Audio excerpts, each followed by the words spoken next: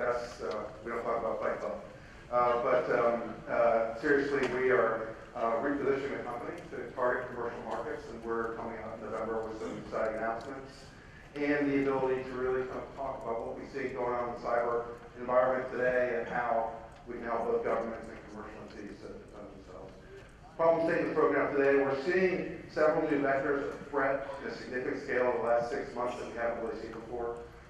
Most recently, over the last 2 to 3 weeks, we've seen nation-state sponsored cyber attacks against the United States financial services industry in a major way. With adversaries in cyberspace like China, most of the threat is really around intellectual property theft. It's really part of the way they do business and just how they do business. With adversaries like Iran and other nation-state actors looking for asymmetric ways to affect our infrastructure, they're really looking to take down corporate entities inside the United States and critical infrastructure. And so now, as opposed to the Department of Defense dealing with a foreign nation state, you've got Bank of America or JP Morgan or Wells Fargo under attack from a foreign country's intelligence service. And those customers need military-grade capabilities. Additionally, we've seen a trend of massive identity compromise and disclosures. Some of the recent attacks and compromises have dramatically changed the entire concept of personal security. We see millions of LinkedIn IDs, millions of PlayStation Network IDs, 50 million user IDs compromised. The downstream effect of these are dramatic because of the concept of password reuse on the internet.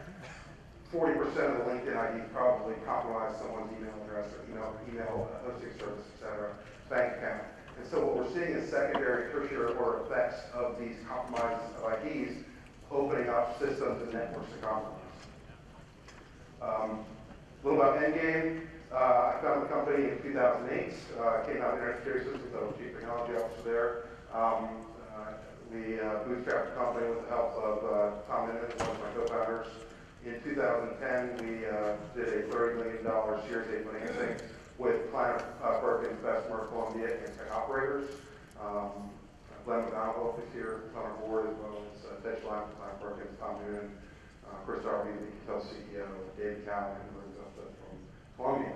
On management, we've got a lot of ISS Mafia DNA, and we've been very targeted to go outside of that pool to add non-ISS DNA to our company.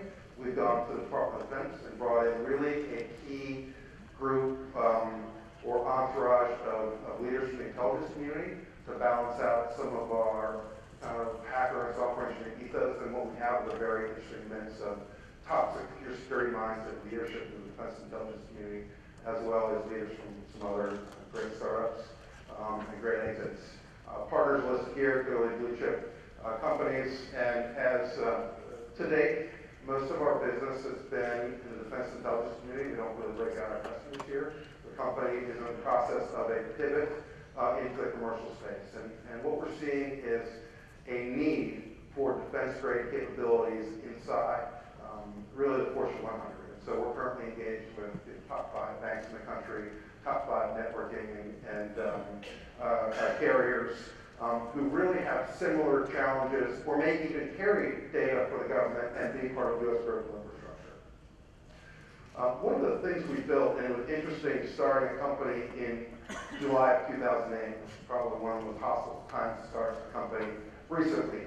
But I think it really led to some good bones for the company because we powered through that recession. We're able to come out the other side of it much stronger.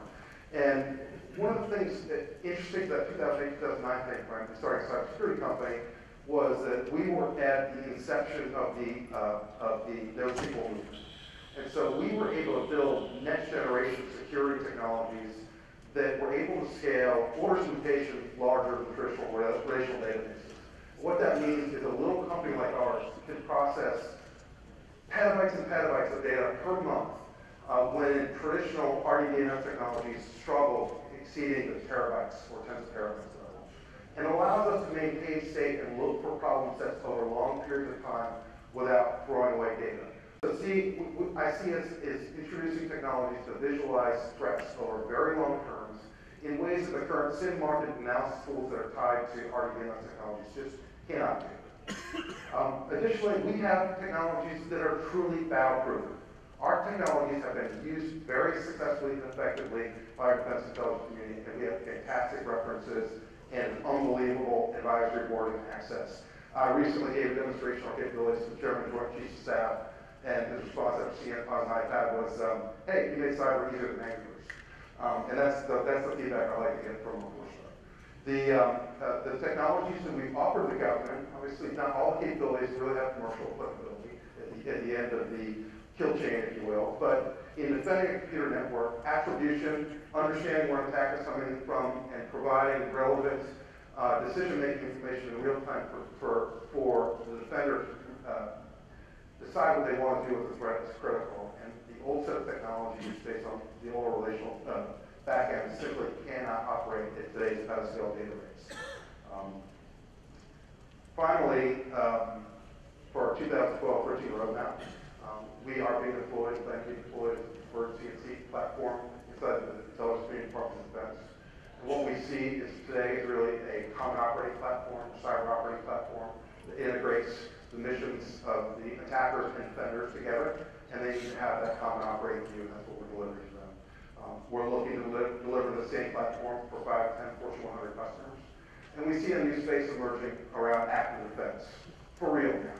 When a foreign nation state is shutting down your banking infrastructure, U.S. companies are going to have to be active.